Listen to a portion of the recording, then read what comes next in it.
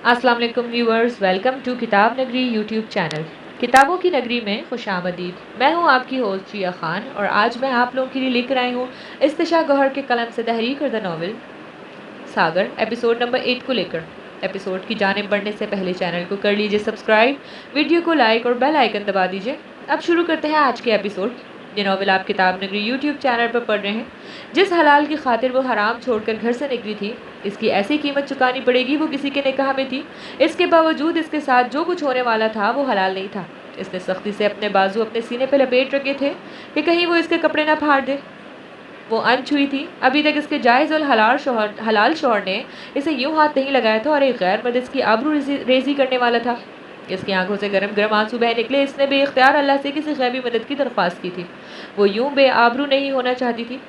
जब ही एक मदद इसके लिए आ गई। वो 24-25 साल के कमज़ोर सा लड़का था और इनकी हमायत के लिए आया था। इसे लड़ना नहीं आता था, मगर वो इन्हें इसे हटाने में कामयाब हो गया था। भाभी, आप लोग घर जाएं जल्दी। वो यूं चिल्लाया जैसे इन्हें जानता हो। वो अपना बचाव करते हुए भी मार खा रहा था। इन्होंने इसे भी मारना शुरू कर दिया। अमल ने एक ईंट उठाकर इस आदमी के सर पे मारी थी और वो इसे जख्मी कर गई थी। वो इस लड़के को छोड़कर इन दोनों की तरफ लपका था। इसने अमल को फिर से पकड़ लिया था और मोमिना इसे मुसलसल छुड़ाने की कोशिश करी थी। इसने ज़ोर से इस आदमी की कमर पे काटा। वो एक गाली देता हुआ अमल को छोड़कर मोमिना की तरफ लपका। इसी लपका लपकी में 10 मिनट गुजर गए। वो लड़का अब एक से निपट रहा था, वो ये दोनों दूसरे से। इस लड़के की हालत अब मजीद लड़ने वाली नहीं थी। वो काफ़ी निढाल हो चुका था, मगर इनकी खातिर अब भी लड़ रहा था। चंद ही सेकंड मजीद गुजरे थे कि वो बिल्कुल ही ठह गया।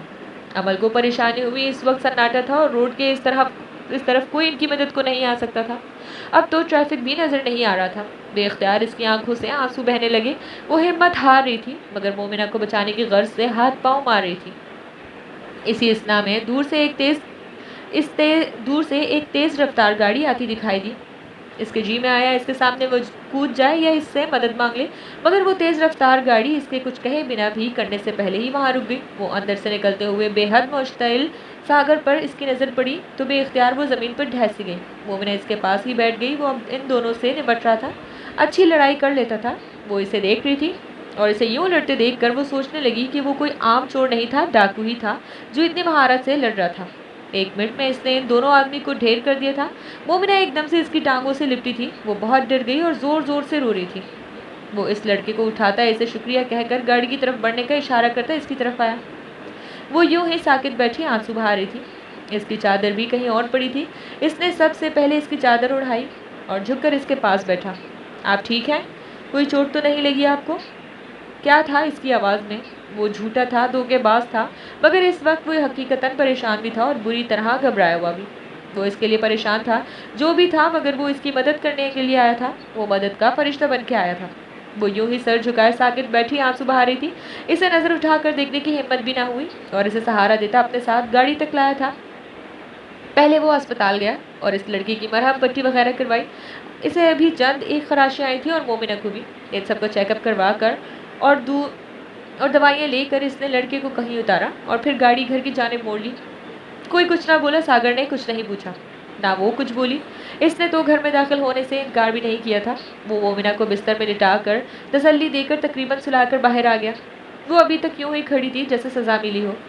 वो खामोशी से इसका हाथ थामते अपने कमरे में ले गया और इसे बेड पर बिठा दिया। खुद भी इसके बराबर बैठा और रुख इसकी तरफ मोड़ा। आपसे मैं इस हमाकत की तवक्को नहीं कर रहा था। अगर वहाँ आपके या मोमिना के साथ कुछ हो जाता तो मैं माँ जी से किया हुआ वादा कैसे निभाता। ये नावल आप किताब नगरी यूट्यूब चैनल पर पढ़ रहे हैं।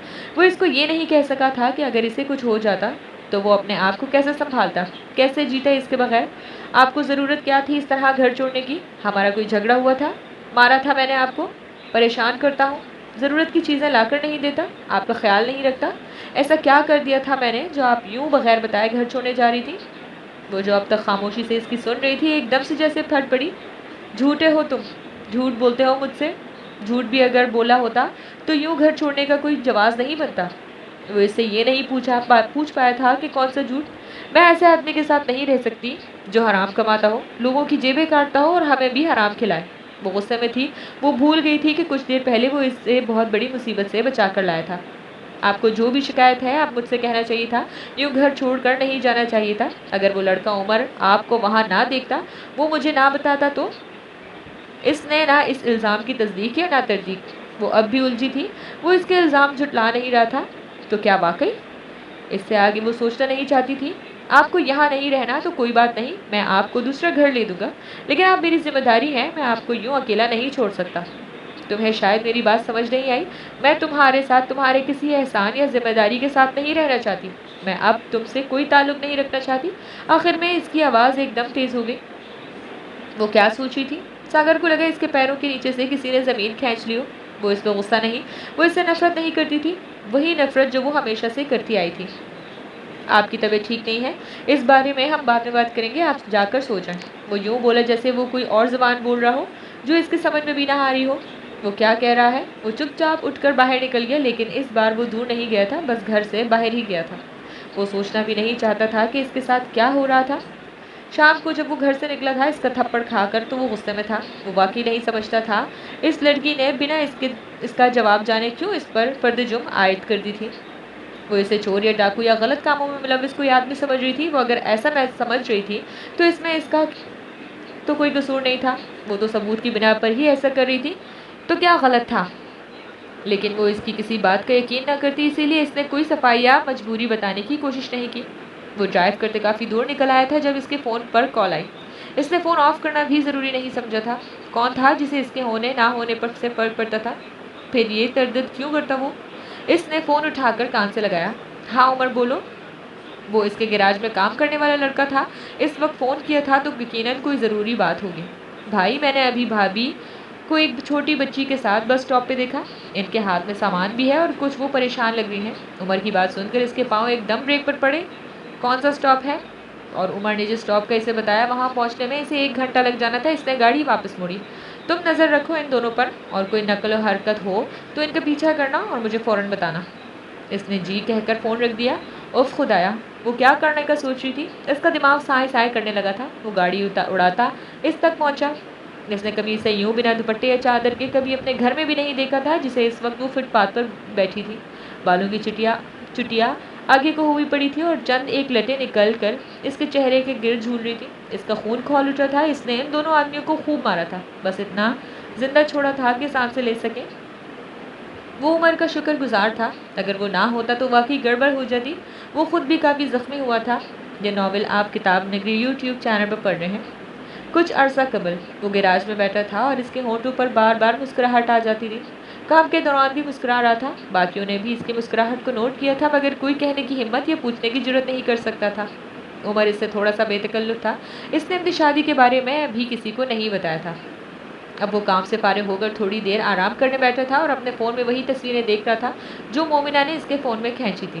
عمر خاموشی سے اس کے برابر آ کر بیٹھا، مگر اس نے دھیان نہیں دیا۔ عمر نے ایک نظر اس کے فون اسکرین پر ڈالی اور پھر حیرت سے اسے دیکھا۔ وہ ایسا تو نہیں تھا لڑکیوں سے رغبت رکھنے والا؟ بھائی، عمر کی مخاطب کرنے پر اس نے گڑبڑا کر اسے دیکھا۔ فوری طور پر اسے سمجھ نہیں آیا کیا کرے۔ کون ہے؟ ہونے والی بھابھی؟ عمر نے بڑے مزے سے آنکھیں گھما کر اور بھویں اچکار کر پوچھا۔ ہونے والی نہیں، ہو چکی، بیوی ہے میری۔ عمر نے یوں دیکھا جیسے کوئی جن دیکھ لیا ہو۔ آپ نے شادی کر لی؟ کب؟ کچھ مہینے ہو گئے ہیں۔ پھر عمر کے پوچھنے پر اس نے بتایا کہ کیسے جلدی جلدی میں سب ہوا۔ پھر اس نے وہ تصویریں اسے دکھائیں۔ بھابھی بہت خوبصورت ہے، آپ کے ساتھ بہت سوٹ کرتی ہیں۔ وہ جھیم کر مسکرا رہا تھا۔ عمر نے اس روز وہ تصویریں نہ دیکھی ہوتی تو اسے کبھی پتہ نہ چلتا کہ وہ کون ہے، اور ساگر شاید اسے کھو دیتا یا وہ خود ہی مر جاتی۔ مومنہ کا کیا ہوتا؟ اس سب کے خوف سے اسے اور ڈرایا تھا۔ وہ کسی صورت اسے غیر محفوظ نہیں کرنا چاہتا تھا، مگر اس کی ضد۔ وہ گھر آ گیا تھا اور اس کا کمرہ خالی تھا جہاں وہ اسے چھوڑ کر گیا تھا، مگر پھر بھی تسلی کے لیے اس نے ساتھ والے کمرے کا دروازہ بجایا۔ وہ اٹھ کر دروازہ کھولنے آئی۔ وہ ابھی تک غصے میں تھی۔ اس کی آنکھوں سے پتہ چل رہا تھا کہ وہ سوئی نہیں ہے، جاگ ہی رہی تھی۔ بس تسلی کرنا چاہتا تھا کہ کہیں پھر سے تو نہیں آپ۔ اس نے دانستہ جملہ ادھورا چھوڑا تھا۔ بے فکر رہو، اب کی بار جاؤں گی تو تمہیں بتا کر اور محفوظ طریقے سے جاؤں گی۔ وہ اپنے جانے کا ارادہ نہیں بدلی تھی۔ اس کے دل کو کچھ ہوا تھا، مگر مزید کچھ کہے بغیر وہ اپنے کمرے میں چلا گیا۔ نیند تو اب کیا آنی ہی نہیں تھی۔ کے بعد سے وہ پہلی والی عمل بن گئی تھی۔ मगर सागर की कोई परवाह नहीं थी। खाना भी वो कम से कम खाने लगी थी कि इसमें हराम का आंसर शामिल था, मगर इसकी मजबूरी थी हाँ, लेकिन पका दिया करती थी, कोई खाए या ना खाए। कम खाने के बायस इसका शुगर लेवल फिर से लो हो गया था। वो बेहोश हो गई थी। मोमिना घर नहीं थी, स्कूल गई हुई थी और सागर भी काम से गया हुआ था। इसे किसी को कॉल करनी थी, तो जब जेब में फ़ोन तलाश गया वो वहाँ नहीं था। फिर जैसे इसे याद आया, सुबह घर से निकलते वक्त वो चार्जिंग पे लगा हुआ था। वो अपना फ़ोन घर भूल गया था। वही लेने जब घर आया तो अपने और मोमिना वाले कमरे में नींद बेहोश सी लेटी थी। इसने दरवाज़ा बजाया मगर कोई खोलने नहीं आया। तब वो अपनी चाबी से खोलकर अंदर आ गया। वो समझा शायद गुस्सा और नाराज़गी के बायस दरवाज़ा खोलने नहीं आई। वो सीधा अपने कमरे में गया और फ़ोन उठा लिया। साथ वाले कमरे का दरवाज़ा नीम हुआ था। इसने दस्तक दी मगर कोई जवाब नहीं आया। यूं ही तसल्ली के लिए इसने थोड़ा और दरवाज़ा खोला तो इसका बेड से नीचे लटकता बाजू और सर से उतरता दुपट्टा किसी और चीज़ की तरफ इशारा कर रहे थे। ये नॉवल आप किताब नगरी यूट्यूब चैनल पर पढ़ रहे हैं। वो इसे यूं देखकर एकदम भौंकला गया। इसे ज़रा सा हिलाया मगर वो पूरी तरह बेहोश थी। इसने इसकी नब्ज़ चेक की, बहुत कमज़ोर थी मगर चल रही थी। सागर को जल्दी में इसे अस्पताल ले जाना पड़ा। पता नहीं कब से बेहोश थी। वो एकदम परेशान हो गया था। इसे नहीं मालूम वो कैसे इसे अस्पताल लेकर पहुंचा था।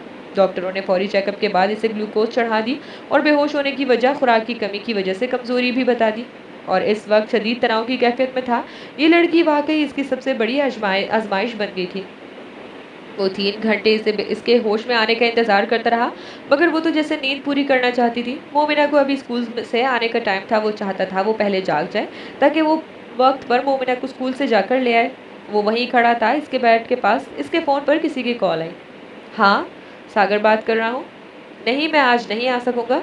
ऐसा करो तुम किसी और को भेज दो, लेकिन किसी भरोसे के आदमी को भेजना। कोई गड़बड़ ना करे, ध्यान रखना। फ़ोन बंद करके वो पलटा तो अमल की आंखें नीम वहाँ थी और वो आहिस्ता आहिस्ता पूरी आंखें खोलने की कोशिश कर रही थी। वो यकीनन इसकी बातें सुन चुकी थी। सागर फौरन इसकी तरफ मुतवज्जा हुआ और फ़ोन पैंट की पिछली जेब में डाल गया। वो ग्रे जीन्स और ग्रे शर्ट में मलबूस था। आस्तीनें कोहनियों से नीचे तक मोड़ी हुई थी। मैं डॉक्टर को बुला कर लाता हूँ। वो इसे कहता बाहर निकला और थोड़ी देर में किसी डॉक्टर के साथ अंदर आया। डॉक्टर ने इसका फिर से चेकअप किया और वो पहले से बेहतर थी। ये आपकी मिसेज हैं? डॉक्टर ने इसके रिपोर्ट चार्ट पर कुछ लिखते हुए पूछा। जी। सागर ने अमल की तरफ देख के बगैर सर हिलाकर जवाब दिया। आप इनका ख्याल नहीं रखते? कितनी वीकनेस है इन्हें। इनका शुगर लेवल बहुत लो था। अगर थोड़ी सी भी और देर हो जाती तो इनकी जान जा सकती थी। अगर ख्याल नहीं रख सकते थे तो शादी क्यों की थी? मैं दवाई लिख कर दे रहा हूँ, लेकिन साथ में इन्हें अच्छी प्रॉपर फूड भी दें। आज के दिनों इनको यही एडमिट रहना पड़ेगा।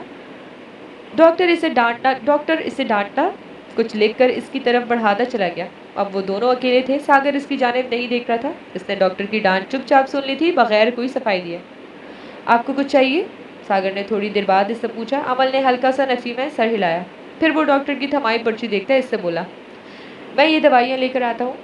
और दवाइयाँ लेने फार्मेसी तक गया। थोड़ी देर इंतज़ार के बाद वो दवाइयाँ लेकर वापस आ गया और इसे मोमिना को लेने के जाने का कहकर फिर से चला गया।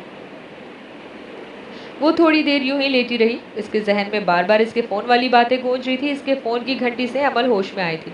इसका जहन पूरी तरह जागा नहीं था, लेकिन सागर की बातें इसने सुन ली थी। वो किसी को इसकी जगह भेजने की बात कर रहा था और ताकीद कर रहा था कि गड़बड़ ना हो। क्या मतलब था इसका? क्या वो वाकई डाके डालता था? अगर नहीं तो इसकी अलमारी में पड़े वो नोट और इसके वॉलेट में मौजूद पैसे कहाँ से आते थे? वो इस दिन रेस्टोरेंट में वो वेटर किस तरह इससे डर रहा था? अमल को बार बार यही ख्याल आता था कि वो कोई मामूली चोर नहीं है। होलिये से तो चोर लगता भी नहीं है, लेकिन फिर भी एक छोटे से गैराज से वो कितना कमा लेता होगा। जितना वो उड़ाता था इसे तो यूँ लगता था कि वो किसी मिलों या फैक्ट्रियों का मालिक है। लेकिन अगर वो इतना अमीर था तो इस तरह नॉर्मल सी रिहाइश वाले इलाके में क्यों रहता था, वो भी छोटे से घर में। अमल को पता था वो इससे सच नहीं बोलेगा और जाहिर है अगर वो एतराफ़ कर लेगा कि वो चोर है और गैराज तो सिर्फ दिखावे के लिए है, इसका असल काम तो चोरियां करना है, तो अमल इसके साथ नहीं रहेगी और इसे ये भी डर होगा कि वो पुलिस को बता देगी। अमल अलग मुश्किल में घिर रही थी। इसके ना खाने से वो इस हाल तो पहुँच गई थी। इसे समझ नहीं आ रहा था कि क्या करे। ये नॉवल आप किताब नगरी यूट्यूब चैनल पर पढ़ रहे हैं। वो मोमिना को ले आया और बाकी का सारा वक्त इसी के पास गुजारा था। एक दिन रख कर इसे छुट्टी मिल गई थी और अब वो फिर से घर पे थी। मोमिना ने इसका हाथ पकड़ रखा था। वो अब बाकी दवाएं और कुछ फल फ्रूट सागर ने हाथ में पकड़ रखे थे। वो इसके घर नहीं आना चाहती थी मगर फिर भी आ गई। वो कल से बस सोचे जा रही थी और जवाब नहीं दे रही थी। मोमिना इसे कमरे में ले गई और बिस्तर पर लिटाकर ऊपर कंबल उड़ा दिया। आज बादल हुए थे और मौसम ठंडा भी हो रहा था। सागर थोड़ी देर बाद प्लेट में मिक्स फ्रूट निकाल कर लाया और फ्रूट कॉकटेल का डब्बा इसके पास वाली मेज पर रख दिया। अमल अब भी नहीं खाना चाह रही थी, इसलिए मुंह दूसरी तरफ फेर लिया। आप किस बात की सज़ा दे रही हैं खुद को? आपको पता है खुद अजियती गुनाह है। इसने नरमी से जैसे इसे समझाने की कोशिश की थी। अमल ने फिर भी इसकी तरफ नहीं देखा था।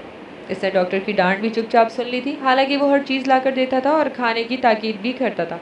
मोमिना तो खा लेती थी, पर वो नहीं खाती थी। वो कैसे खा सकती थी? इस तरह भूखा रहकर आप खुदकुशी करने का सोच रही हैं? अपना नहीं तो मोमिना का ही सोच लें, वो आपके बगैर क्या करेगी? फिर भी इसका दिल नरम नहीं हुआ। सागर को इसकी फिक्र थी, मगर जाहिर नहीं करना चाहता था। वो और चिढ़ जाती। आप क्यों नहीं खा रही? आपको मुझसे शिकायत है? रिस्क को क्यों मना करी हैं? अल्लाह नाराज़ होता है। और अब तो जैसे अमल को आग ही लग गई। अच्छा, मगर मैंने तो सुना था कि अल्लाह ने हराम खाने से मना किया है। वो इसके तंज पे हैरान हुआ था। कुछ देर इसे देखता जैसे समझ ही नहीं आया कि अब क्या जवाब दे। वो इसलिए नहीं खा रही थी क्योंकि वो इसे हलाल नहीं समझ रही थी। आपको मुझसे जो भी शिकायत है आप इस पर मुझसे लड़ सकती हैं, लेकिन अपने आप को भूखा ना रखें। मैं इस बात की गारंटी देता हूँ आपको कि मैं जो कमाता हूँ इसमें कुछ हराम भी नहीं है। ना मैंने खुद हराम खाया है, ना किसी को खिलाया है। आप यकीन करें या ना करें, मगर मैं हराम नहीं खाता। वो इसके पास से उठ गया था, प्लेट वहीं छोड़ दी थी। वो इसकी बात पे यकीन नहीं करना चाहती थी, मगर दिल गवाही दे रहा था कि वो सच कह रहा है।